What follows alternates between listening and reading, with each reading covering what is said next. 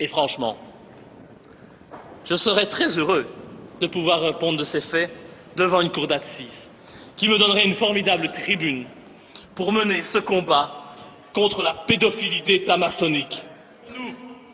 On me reproche d'avoir diffusé une liste comprenant environ 500 noms de personnalités de l'élite politique, financière, juridique et franc-maçonne du pays qui auraient commis des actes de pédophilie.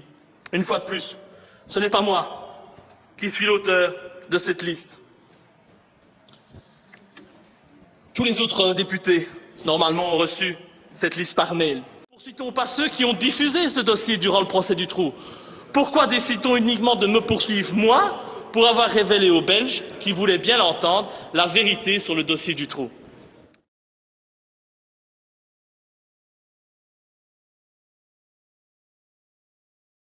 El hombre fue detenido hace 17 años y condenado a cadena perpetua por el secuestro y violación de 6 niñas y jóvenes de entre 8 y 19 años. Asesinó a 4 de ellas. La réalité, c'est que Dutroux n'est que la petite main d'un réseau bien plus large, se composant d'une certaine élite du pays, des gens qui sont en mesure de faire étouffer la vérité.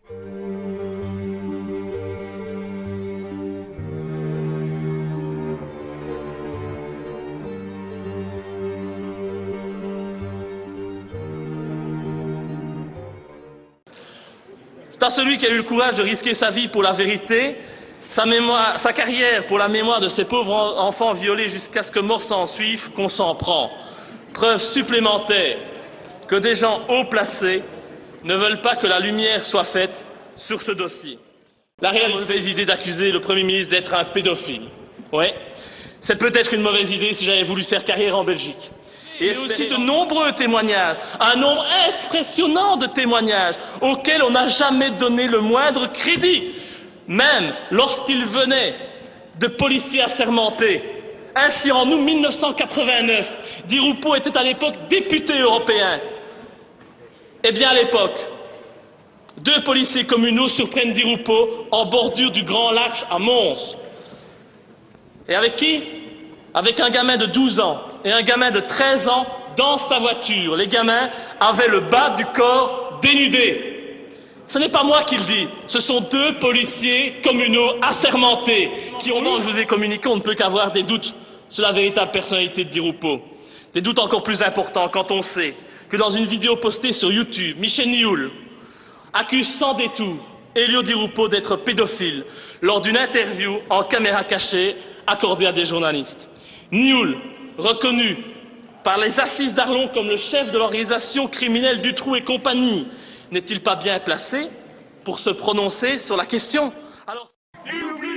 El asesino y pederasta Marc Dutroux ha llegado este lunes a la vista judicial en Bruselas, en la que solicita su libertad condicional.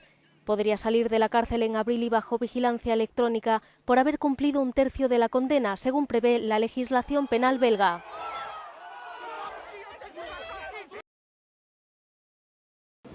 C'est une vérité difficile à entendre, mais je ne l'invente pas. Certes, je sais que la justice ne condamnera jamais Elio Di Rupo. Cet homme est au-dessus des lois. Les preuves, il fera tout pour les faire disparaître. Les victimes, il fera tout pour les faire taire. Avec ses amis de la justice et des médias, et il fera tourner les victimes en ridicule, comme on tente en permanence de me faire tourner en ridicule. Pourquoi? Peut-être parce que je suis le seul parmi les personnes à avoir eu accès à ce dossier, à avoir osé dénoncer ce qui s'y trouve, les invraisemblances et les mensonges qu'on cache à l'opinion publique. En la calle, indignación. Imposible. On devrait jamais... Imposible, nunca deberían dejar que salga, no me lo puedo creer. C'est impossible, on ne peut pas croire. C'est un genre de clémence, qui demande... Pide una especie de clemencia, pero él no tuvo piedad con nadie, así que se quede en la cárcel. Aucun regret, laissons-le dans son trou. C'est pour moi un devoir en tant qu'élu de la nation que d'informer les citoyens des vices et des crimes commis par nos élus. C'est ce que je me suis contenté de faire. Alors c'est vrai, Di Rupo n'a jamais été condamné pour pédophilie. Mais un nombre très important de plaintes ont été déposées contre lui pour de tels faits. Toujours pour les mêmes faits. C'est bizarre, non? Comme on dit chez nous, il n'y a pas de fumée sans feu.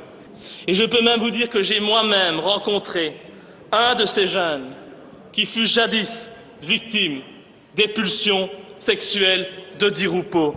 Cet homme qui a été violé, je suis désolé, c'est dur à dire, violé par notre Premier ministre alors qu'il n'avait que 14 ans. Cet homme est démoli, il a été harcelé par le système pour qu'il se taise, tout a été fait pour qu'il se fasse passer pour un fou, et aujourd'hui, il a d'ailleurs été interné par la justice. Pour avoir traité Di Rupo de pédophile, dites-moi pourquoi on ne poursuit pas Michel Nioul pour avoir dit exactement la même chose, et la vidéo est toujours en ligne aujourd'hui sur YouTube. En sait-il de trop? Je vous pose la question.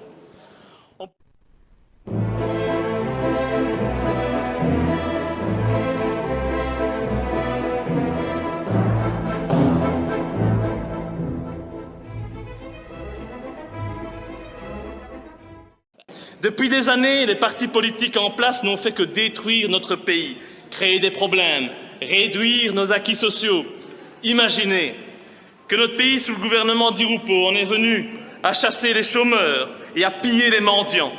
Mais où va-t-on? Où va-t-on?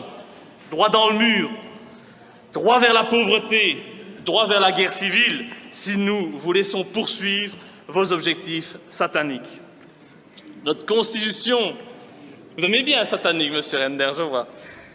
Que pouvons-nous de toute façon attendre de positif de ces partis politiques qui ne répondent qu'aux intérêts des lobbies pharmaceutiques et agroalimentaires, qui rampent devant Monsanto, qui lèchent les bottes des Rothschild, Bilderberg et compagnie, de ces partis succursales des banques, de l'Europe, des États-Unis, d'Israël et du Qatar? Rien. Rien, si ce n'est toujours plus de taxes, toujours plus de discrimination, toujours plus de soumission au marché financier, toujours plus de sang versé en Afrique ou de femmes violées au Congo pour le pillage des ressources naturelles, toujours plus de manipulation, toujours plus de décadence et d'immoralité dans cette société.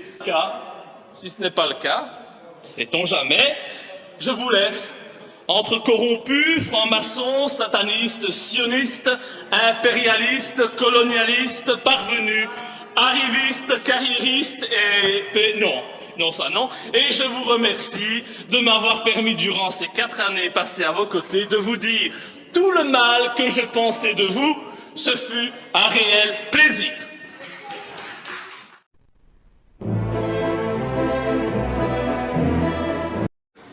M. Louis a demandé pour intervenir, il a demandé pour pouvoir intervenir pendant une demi-heure. Et je lui passe donc la parole.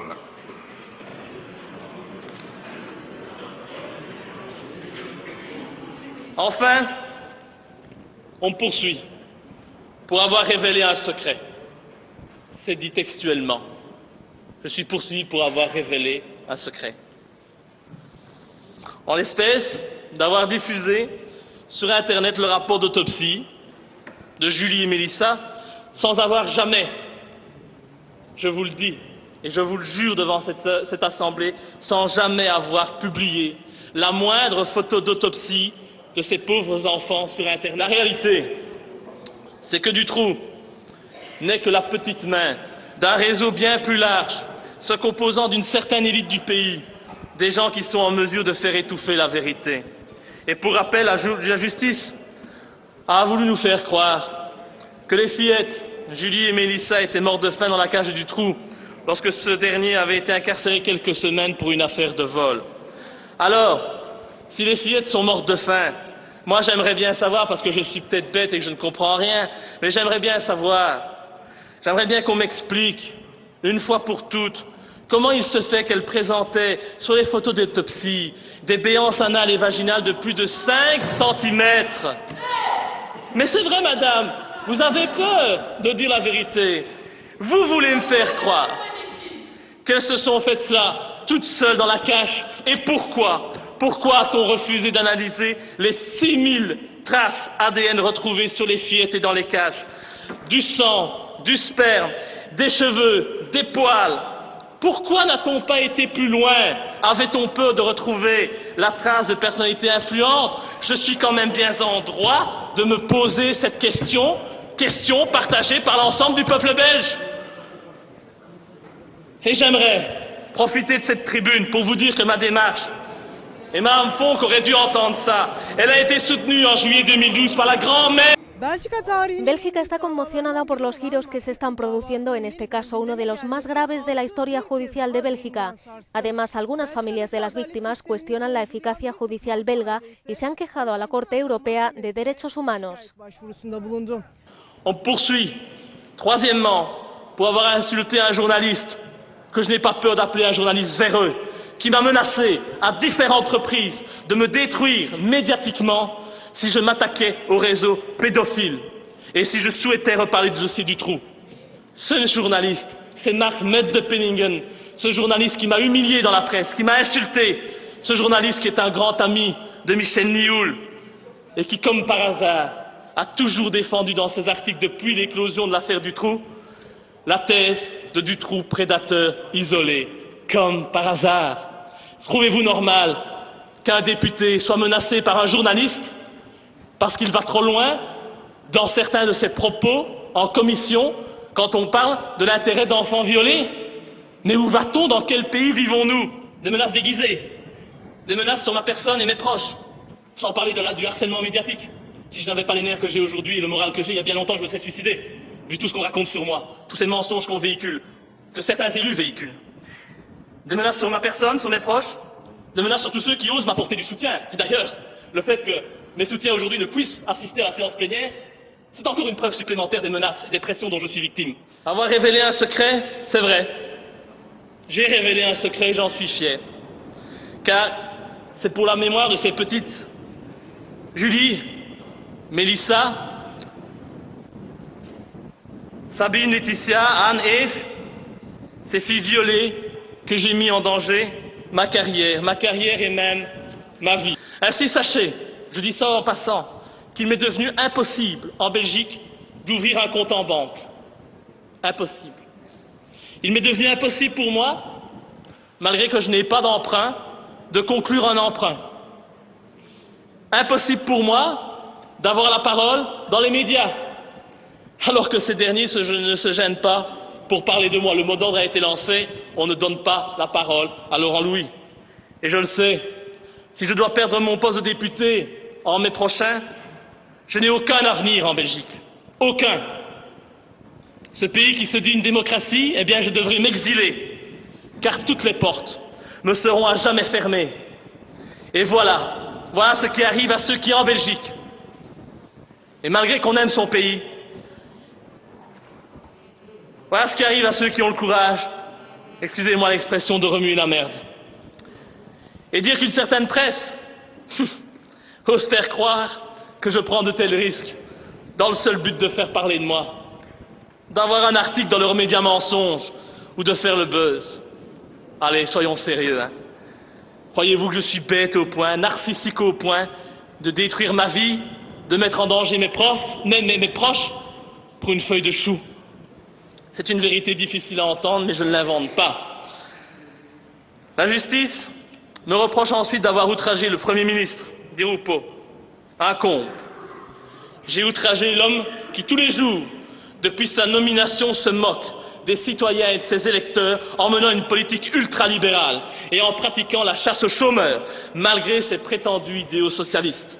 Dingue, c'est plutôt lui qui mériterait d'être jugé par un tribunal pour haute trahison.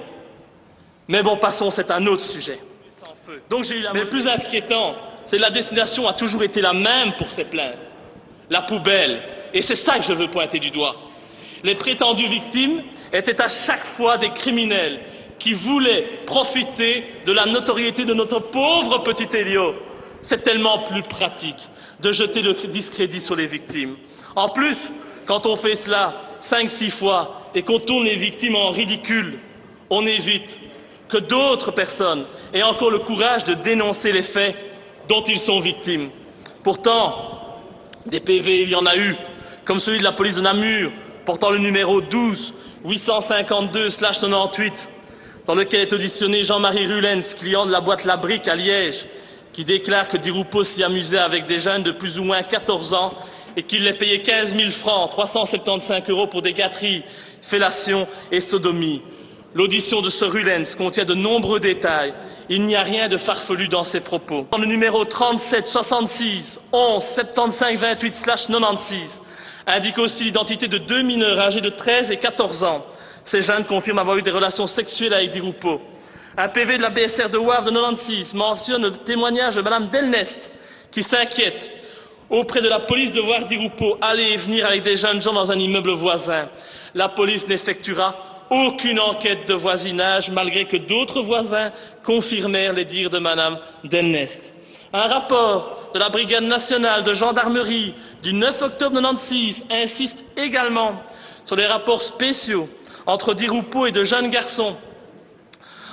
On y parle d'un jeune homme décrit comme le protégé de Di Rupo et qui a été retrouvé mort. Et les PV se poursuivent. Rapport de la BSR de Bruxelles, 3 décembre 96, qui relate des relations sexuelles entre Di Rupo et de jeunes garçons. Mais c'est clairement indiqué dans le PV. Vu la notoriété de Di Rupo, nous ne poursuivons pas. Cela. PV de la police judiciaire de Bruxelles, portant le numéro 46 66 3 du 5 novembre 96, où le chauffeur de l'ancien ministre Graffé évoque des partouzes auxquelles participait Di Rupo. Le nom de Di Rupo apparaît encore dans une note confidentielle de M. Demanet, procureur général de Mons, et Marchandise, procureur du roi de Charleroi, daté de 96. Pourquoi? Parce que les coordonnées de Di Rupo figuraient dans le carnet d'adresse de Jean-Luc Finet. Et qui est ce monsieur? Il a été inculpé à l'époque pour détention de cassettes pédopornographiques. Tiens, comme c'est intéressant. Di Rupo a également eu un accident de voiture lorsqu'il était en compagnie d'un jeune garçon à Sarre-la-Bouissière, à quelques mètres de la maison de Marc Dutroux. Mais comme par hasard. Mais moi, je suis désolé, je ne crois pas au hasard. Jusqu'au bout.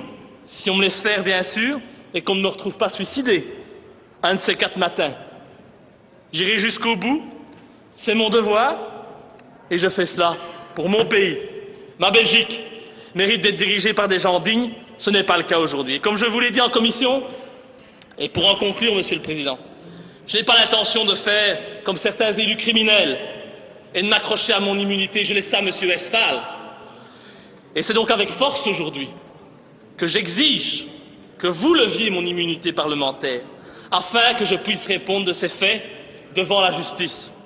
Je l'exige, et je vais même plus loin, en déposant à la fin de mon intervention une déclaration de révision de la Constitution, visant à abroger purement et simplement l'article 59 de la Constitution qui consacre l'immunité parlementaire. J'estime que les députés sont des citoyens comme les autres, et qu'ils ne doivent en aucun cas disposer de privilèges. Cette immunité, consacrée par l'article 59, est un privilège.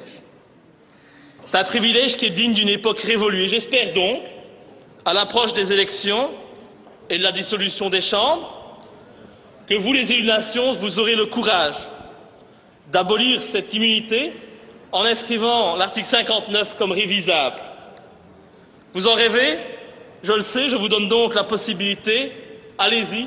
Je suis une victime consentante devant vous. Levez mon immunité, j'irai en justice et vous ferez de moi une victime. Une victime du système que je combats depuis que je suis élu.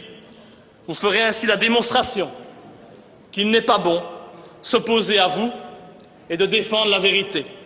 Levez mon immunité, je vous le demande, mais pensez aussi le jour venu à demander également la levée de votre immunité à tous.